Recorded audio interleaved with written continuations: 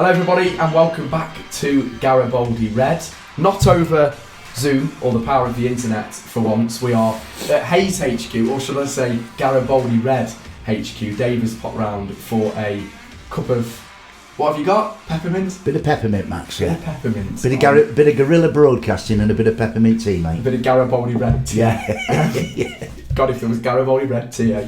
And we're here to discuss a huge game for Forest tomorrow. It is huge. I mean, we talk about 9 cup finals left, but it really is now. And Forest back in action after the international break, and obviously after the points deduction. So lots to play for, Dave. And it's interesting. It still feels like the points deduction news surrounds Forest at the minute. Yeah. And it's dominating it, and it's dominating the headlines. Yeah. But tomorrow, it's really going to be one of those games where Forest have to leave everything on the field. Absolutely. It'd be nice, a win tomorrow, Max, and it puts a lot of that points deduction talk, speculation, gossip, hearsay, you name it. It puts it in the background. People then actually start talking about what actually happens on the field of play, and it'd be nice for us to get a win, to feel like then we've moved. I mean, the thing is, Max, we win tomorrow, and Luton lose at Tottenham, and we're back to where we were, and it's almost like, oh, we've just put the universe back in its normal place. But it's a colossal game. It's massive, to be honest with you, and hopefully there'll be a nice confluence of the noise from the stand and some determination and skill on the field, and we can get out of there with a much needed win and keep Palace quite close to us in the table, Max. Yeah, and it's interesting for Palace, I suppose. They've got Oliver Glasner, who was linked with the Forest job before Nuno took over, and obviously Cooper left. So that will kind of play a little bit of a part of it in a way, and it'll be interesting to see how he does with Palace. But, there is other teams still in it. I think people do forget that the likes of Brentford, Everton, will probably most likely get another points deduction. So this will be where, Forest have to look at a game like tomorrow as almost a bit of we're kind of playing a relegation rival here. Albeit that Palace aren't near the bottom, but they can still get dragged into it. And that's how tight the Premier League is, isn't it? It is. It's so compressed at the bottom. I mean, I said about the Luton game, Max, that going into it was essentially a playoff game. And tomorrow sort of falls into the same category, really. You're right about these other teams. I mean, Luton knew they were always going to be in it. Rob Edwards knew that was going to be the case, and everybody at Luton knew that was going to be the case. I think we had a feeling that we were going to be back in the mire again.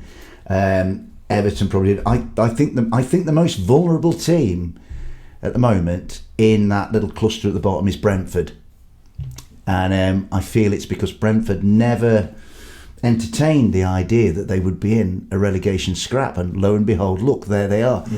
The rest of those teams, I think, down there had an inkling that was going to be their environment for this season. Brentford, it never occurred to. Did you think Forest? I know the points deduction part's kind of played. I mean, it's played its part, but Forest never. At the start of this season, we never thought that we'd be probably in a relegation scrap, did we? The thing is, Max, we had a decent start to the season. We went to Arsenal and we played some really good football. We should have got something at Manchester United. We beat Chelsea. We beat Sheffield United. At the start of the season, our away form I thought was really, really good. And our home form was not as good as it had been last season. And I think there was a period of time where we kind of dared to dream that, hey, we're going to be in that middle echelon with very little to worry about. But it's an unforgiving league that we're in, and I always felt that it was never going to be as easy to progress into that middle part of the table as people thought. I go back to this. I Brighton and Hove Albion stuck in my head, Max. Their first 4 seasons in the Premier League. In each of those 4 seasons, they clung on to stay in the Premier League. Now Brighton are kind of accepted as one of those established middle-ranking teams in the Premier League. And I almost feel that Forest have to kind of go through that sort of torture of 2 or 3 seasons to establish themselves in there. I mean, with Brighton, it was weird because they clung on and clung on. They were in a relegation scrap for these 4 years. I think they were 15th, 17th, 15th and 16th. And then overnight, they just started picking up results, and then they became like 9th, and then got into Europe and what have you, FA Cup semi-finals and things like that. And so I almost feel like that Forest have to kind of grit their teeth, go through this initial phase of just being a Premier League team, not thinking that anything beyond that, and then who knows where it can go. But with Brentford, I have a slightly maybe sardonic view about Brentford. I think I'm speaking for a lot of Forest fans. I found the idolatry of Ivan Toney at the G-Tech Community Stadium back in January. I found it just galling. And my view is that, you know, Ivan Toney was a naughty boy. Yeah. And he was welcomed back as a conquering hero. He wasn't a conquering hero. He was a miscreant. I'll never forget the kind of 5-minute video. Exactly, and it stood in the away. And I remember actually, I think we looked at each other day because you're a few rows in front of me. Yeah, that's right. And we were kind of looking at each other, thinking, "What on earth is this? This like video of almost welcoming back a player that's been out injured for a year, or and I'll say, I kind of say this point. I know we might be going slightly off topic here, but I'll never forget when David Brooks was for Bournemouth. Did he get the same welcome from the media and from other people as Tony did? No. Max Brooksy had Hodgkin's lymphoma, which is an awful thing, and the lad battled through it. He's now back playing. He's playing really well for Southampton. He's playing for his country. You know, Brooksy got a relatively, you know, unheralded return back to football, and there was this guy who'd been betting against his own club. You know, so what I'm getting around to saying, Max, because I'm Digression Dave as always, is that it's a name for a podcast. It is. Like Max Day, it'd be a podcast that lasts about 4 days, Max. You know what I mean? Like, God, has Dave shut up yet? No. But the thing is, it's just that little. It's karma, and so Brentford. I think Brentford. It's an interesting. Brentford are like almost like putting their hands to their ears and blah, blah, blah, blah, blah. It's not happening to you. Yeah, Brentford, it's happening to you. It's happening to Nottingham Forest. It's happening to Sheffield United. It's happening to Burnley, Luton, Everton, and Brentford. It's happening to you. Now, Brentford play Manchester United tomorrow. Now, Manchester United have just come off an unbelievable victory in maybe one of the greatest games ever played in this country. That FA Cup quarter-final against Liverpool. So incredible game, unbelievable game of football. So you'd like to think that United will carry that momentum. So, what it's doing, it's adding to the context around our game. But what Forest need to do, they need to make all this talk of other clubs and other matches irrelevant by attending to their own business. For far too long, it's a case of, you know, Forest leavers force us almost to think about, well, what are Luton doing? What are Brentford doing? What are Palace doing? What are Everton doing? Blades, Burnley, you name it. And it'd be nice for us to kind of think, well, Forest have done their stuff, to hell with the rest. So I'm hoping that happens tomorrow. The dog wants a bit of fuss. See, this is the problem. This is the problem working with Dave Astbury. I think little Jess has got a bit of a thing about me. Animals, children. Yeah, Dave Astbury. Yes, come on then. Do you want to go in the podcast? Right, let's pick up Dave back with, you know, because you were talking about almost the Forest mentality in a way and having to use it against other clubs. And, you know, I do feel like we are hard done by, but do you feel like Forest at the moment are maybe playing a little bit of a, hate to use the word, but like maybe like a victim's mentality in a way, and that potentially we need to almost roll the socks up, get on with it. Everyone else is in a similar position. Everyone else gets decisions against them. Come on now, you know, let's really. I'm conflicted, Max, because I believe it. Right, what's gone is set in stone in the tablets of history. It can't be changed, and you have to move on. But you talk about victimhood, and it's understandable, actually. You know, for me, like, all that matters is what's coming, not what's gone, right? And so all that matters to me is Crystal Palace tomorrow, Fulham Tuesday, and then Tottenham at, 2:00 in the morning on a Monday morning or whatever they're going to rearrange that game for. But at the same time, I understand totally why everybody connected with Nottingham Forest feels it.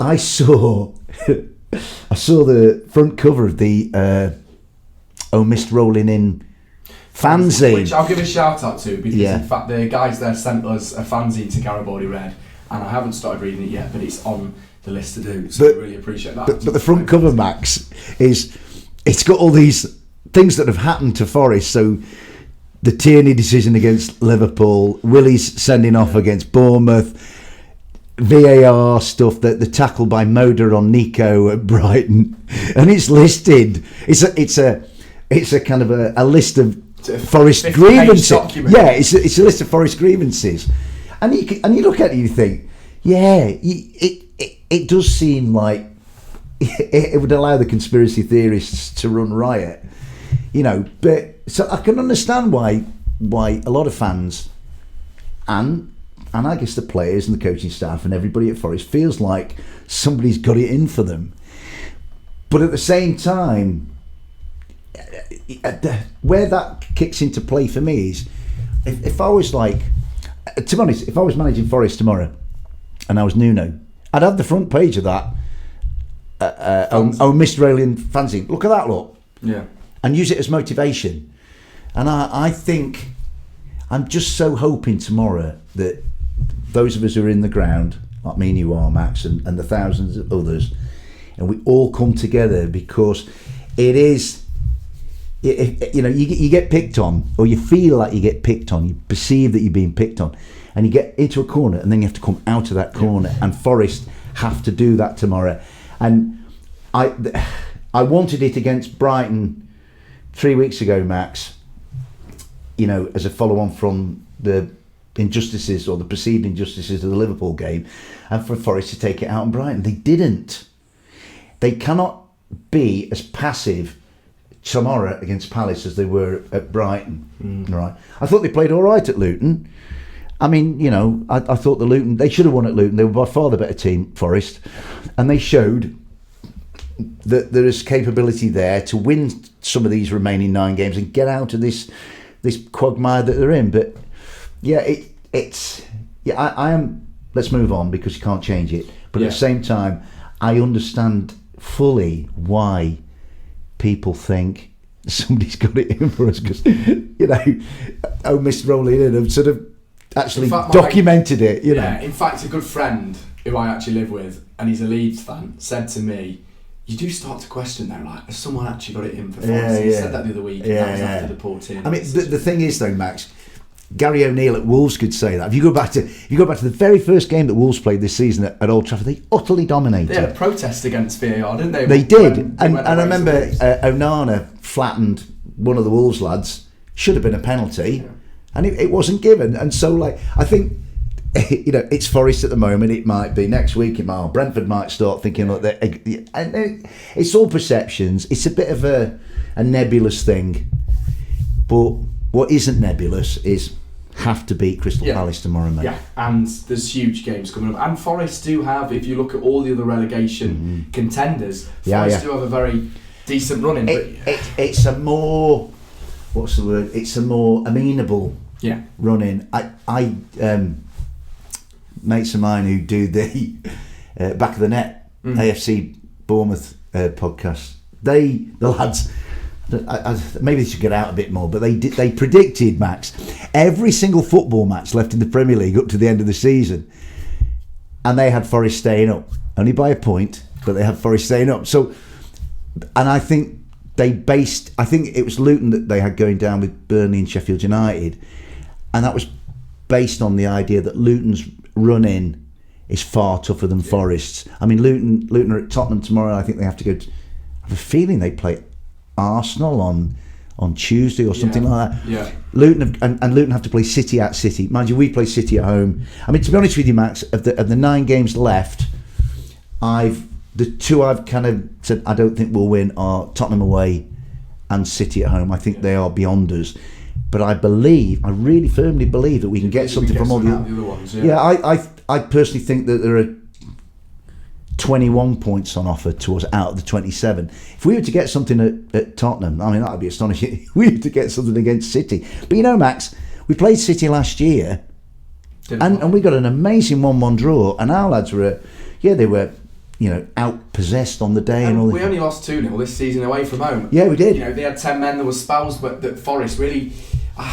I can remember staying away in actually that game, and I thought, things are coming together now in terms of away form under Cooper, and then fast forward, and it all kind of went wrong. Just when you think you've got life pegged, it goes off down a different, rabbit hole, mate. So. Yeah. So tomorrow's game then, Dave, really, because Palace are a good side. They've got some good players. They're a good side, but there's no Elise. True. Which I was just about to mention. That must be a positive for Forest tomorrow, going in knowing that their star man's out. Yeah, I think Michael Elise is a lovely footballer. I love him at Forest. I watched him in the game at the end of last season, which was for all of us was the greatest away day of our lives, wasn't it? Really, yeah, it was. The party at the Palace was just fantastic, wasn't it? But I remember watching Elise that day, and he's a beautiful footballer. And it's a whether Palace like it or not, it is a deficiency for him not to be there. That said, Eberechi Eze still playing, as a fine player. Jefferson Lerma, Joachim Andersen, they've got a good side. It's going to be difficult. No game in the Premier League's easy. I mean, it's a cliche and it gets trotted out, but it's true, Max. You know what I mean? So Michael Elise not being there is a help for Forest. But to me, with Glasner, I mean, he came in. I think he won his first game against Burnley, and then I think they were leading at Tottenham and got pegged back. Forest did old talks with Oliver Glasner, and it never kind of came to anything. Don't think Forest kind of felt that they were on the same page. Yeah, his work at Frankfurt stands the test of time. I mean, what he did with, I think didn't they beat Rangers in the final to win the Conference League or something like that? So he's obviously a fine coach. But then I think we've got a fine coach as well. Yeah, I was going to mention that, which was my last point. There was some speculation this week about Nuno and managers being approached, which the club came out and kind of said weren't true. In the summer, Dave, even if Forest go down, we kind of touched on this a few weeks ago on the podcast. Yeah. If Forest stay up, do you think with time, with not too much money, because we won't probably have too much money to spend again. This is it. Restricted recruitment, but with more time to kind of bond with the fans, do you think Nuno would be the right manager to take us? I think if he keeps us up, Max, he's every right to expect to stay in the job. Yeah. He keeps us up. If we're safe, he's in the job, because if you like, at the time that he was brought in to keep us up. So to me, he gets a free pass to the start of next season if he stays up. If we go down, I think there will be a change of direction, because I think that the Forest hierarchy will feel that somebody has to carry the can. I mean, all of us carry the can. We're all Nottingham Forest. Really, all of us shoulder the blame. The thousands of us who follow the club, the people who run it from the top, the coaching staff, the players. It's all one great blob of an entity, Nottingham Forest, and we're all as culpable as the next man. But I think if we were to go down, Nuno would be. I said to you, I think it was a couple of weeks ago, Max, if we go down, I don't believe Nuno will be here next season. If we stay up, absolutely he is. And then, like you say, how much money do Forest have to spend? How much money are Forest brave enough to spend? Yeah. Do you know what I'm saying? So he's a good coach, Nuno. I think he's a spiky tinker at times. I wouldn't like to get on the wrong side of him, but I think he's a very focused man. Again, as you say, that if he keeps us up, then I think that will secure his bond from the the dugout to us in the stands. I don't think it's there yet. There was some. He did get some stick at Luton. What I saw, wasn't very happy with it. I mean, the Luton thing, it just all changed on 1 second. If Forest had won 1-0 at Luton, everybody had been saying, brilliant, isn't Nuno brilliant? It was one set piece.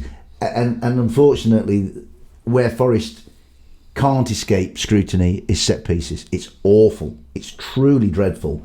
And it's become a thing now. They can't put it to bed. Everybody Palace will know tomorrow if they put a ball in the box for the likes of Jefferson Lerma or Mateta or Joachim Andersen or Wardy or whoever, they're going to think Forest can't defend it. This is why I feel that Willy Bolly is so important for us. I think, Willie. I thought Willie at Luton was excellent. I think he might have gone off towards the end because I don't think he was at the point where he could last 90 minutes. But to the point he went off, I thought Willie was really commanding at the back, so Doc really wants to get in the podcast. she does, doesn't she? I think she might need a walk to the fair, Yeah. which is what. Do you know what, Dave? I was just thinking the last time we did one of these in person in this exact spot, it was before Forest went to Wembley. It was, mate. Yeah. So we won, yeah. that's a charm tomorrow. Maybe us two sitting here, mate, drinking with a cup of Rosie Lee. Yeah. And our little Jess down here, and the little with her dog, tail wagging. Really, really needy during this podcast. She's all right. Bless her. Right, I think that does us nicely. So thanks for coming. Thanks for coming over, Dave. Appreciate it as always. Yeah. One last thing before we do go, I'll give a shout out. New location for Fan Park. Where I'll be, you can have your word in a minute. Sorry, mate. I'm as needy as the dog. New location for Fan Park tomorrow. It was at Binkshard, but they've stepped things up a level. They've moved to the Brew House Bar and Kitchen, which is on Trent Bridge. I'll be there tomorrow doing some presenting, so if you do fancy coming along, then do that. We've also got a special discount code for tables, which is live from the Forest Fulham game on Tuesday. You can just use the code Garibaldi Red and you get tables with 50% off, £2.50 per table, plus £5 credit to spend at the bar. Not bad. All right, that isn't it, Dave? Although proper sales pitch there, proper mate. Sales pitch. Yeah. Maybe I can get a job as a salesman. Anything? Absolutely, definitely you can, mate. Anything else to close? Yeah, a couple of things. Of course. For people of my vintage, we have to remember Big Larry. What a great player he was for our club, and a hell of a character from what I can gather. When he was signed, a lot of the lads that were already there and then went on to be part of our great team, our Miracle Men, got this feeling that, blimey, this guy's a big time player, we might end up being a big time club, and that's exactly what happened. So Larry's contribution, we can't forget Big Larry. Great player, as tough as they come. The Burns Lloyd thing at the back, our great team was built on solid defence, keeping clean sheets. The great man always said if they got past Lloydie and Burnsy, they had to get past Shilton. And so, Larry is a huge part of our history, and sending all our love and condolences to his family and friends. But Definitely. He'll never be forgotten. He's a great player, Larry. And the other thing is, I just want to send out a big shout out to our thespian friend, Mr. Pat Lally. So if you're watching, Pat, love to you and the girls, mate. Yes, that's very nice. Some nice messages there, Dave. All right, mate. I think that does us nicely. Yeah, and a lovely touching tribute to Larry as well. Yeah, he was a great player, mate. We send our condolences to his family and fingers crossed for a Forest win to remember him tomorrow. Yeah. It's a big game. It will be one that we're going to be talking about. Our main episode will be back next week. As well, you can always keep up to date with us on Twitter, Garibaldi Red, and across Spotify, Apple Podcasts. Leave us a review and like, share and subscribe on YouTube. That's enough of the sales pitch. We're off to Forest Palace. Come on, you Reds. You Reds. See you next time.